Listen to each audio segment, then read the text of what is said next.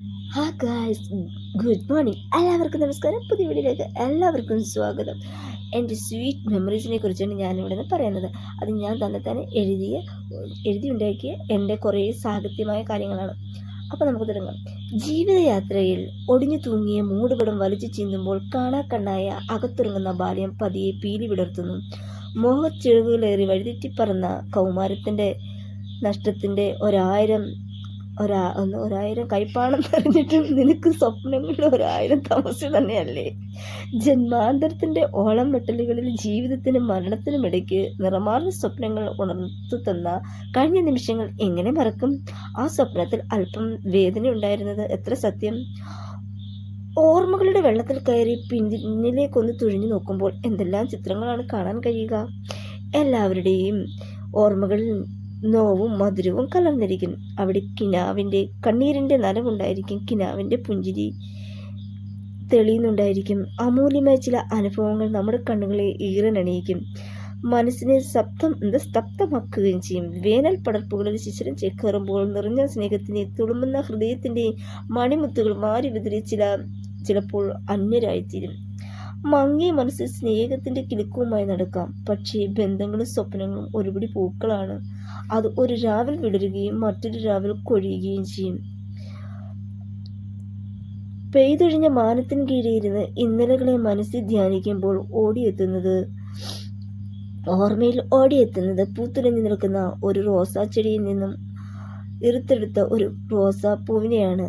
ഇളം റോസ് നിറമാർന്ന ആ പുഷ്പത്തിന് കലാലയ ജീവിതത്തിൻ്റെ തിരക്കിൽ എന്തൊക്കെയോ അർത്ഥങ്ങൾ ഉണ്ടായിരുന്നു. ജീവിതത്തെ അനർത്ഥമാക്കുവാൻ പോകുന്ന അർത്ഥങ്ങൾ. മങ്ങിയ നീലനിറം വ്യാപിച്ച ആകാശത്തിന് കീഴിയിരുന്ന് ഇന്നലകളെ മനസ്സിൽ ധ്യാനിക്കുമ്പോൾ ഓർമ്മയിൽ ഓടിയെത്തുന്ന ബാല്യകാലം. അക്ഷരജ്ഞാനത്തിനുള്ള പറക്കം പാച്ചിൽ എവിടെയോ കാലിടറിപ്പോയതുപോലെ തുളുമ്പുന്ന പ്രണയവും വിരഹവും വർണ്ണങ്ങൾ ചാലിച്ച കൗമാരത്തിൻ്റെ ആർദ്ര നിമിഷങ്ങൾ. വർണ്ണങ്ങൾ ചാലിച്ച കൗമാരത്തിൻ്റെ ആദ്യ നിമിഷങ്ങൾ.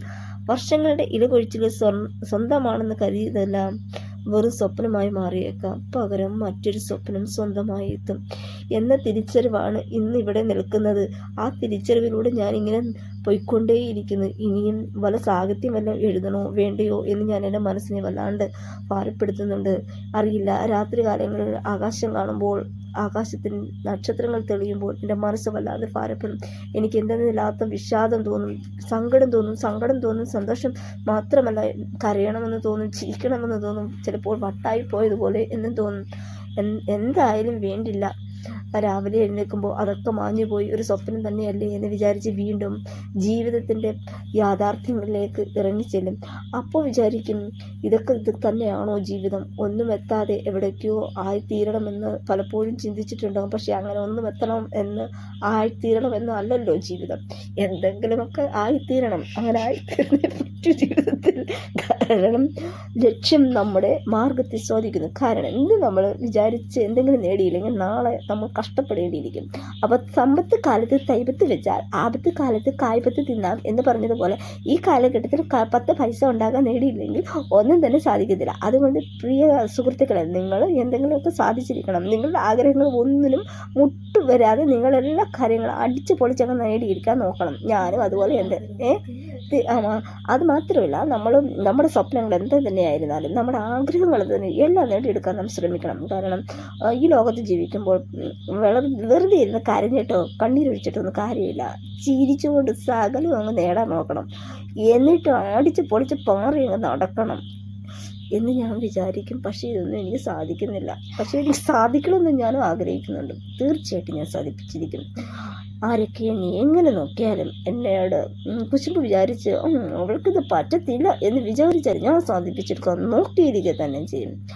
അപ്പം ആരും ഞാൻ ബുദ്ധിമുട്ടിപ്പിക്കുന്നില്ല. പക്ഷെ നിങ്ങൾ ബുദ്ധിമുട്ടി സഹിച്ചേ പറ്റത്തുള്ളൂ. കാരണം ഞാൻ ഈ പറയുന്നതൊക്കെ വെറും പാഴ് വാക്കുകളല്ല. എൻ്റെ ഹൃദയത്തിൽ നിന്ന് ഈ അർദ്ധരാത്രി 12 മണിക്ക് ഞാൻ എഴുന്നേറ്റ് കുത്തിയിരുന്ന് പറയുന്ന വാക്കുകളാണ്. എൻ്റെ വീട്ടുകാരും നാട്ടുകാരൊക്കെ എന്നെ നോക്കിയിരുന്നത് ഇവർക്ക് വട്ടാണോ എന്ന് ചിലപ്പോഴൊക്കെ പറയും. പക്ഷെ ഞാനൊന്നും മൈൻഡ്. കാരണം എനിക്ക് തന്നെ അറിയത്തില്ലേ ഉള്ളൂ എൻ്റെ മനസ്സിൻ്റെ ഇൻറ്റ്യൂഷൻ എത്രത്തോളം ഉണ്ടെന്ന്. കാരണം ഡിവൈൻ എനിക്ക് വേണ്ടി എന്തൊക്കെയോ കരുതി വെച്ചിട്ടുണ്ട്. അത് നാളെ നിങ്ങൾക്കും അത് പ്രാവർത്തികമാക്കാൻ നിങ്ങളെ സഹായിക്കട്ടെ. അപ്പം എല്ലാവരും എന്തെങ്കിലുമൊക്കെ ആയിത്തീരണമെന്ന്, നല്ല ഫുഡുകൾ കഴിച്ച് നല്ല രീതിയിൽ ഉറങ്ങി എഴുന്നേറ്റ് നല്ല ഹാപ്പിയായി മുന്നോട്ട് പോകണം. Okay, bye. പറഞ്ഞു എനിക്കറിയില്ല.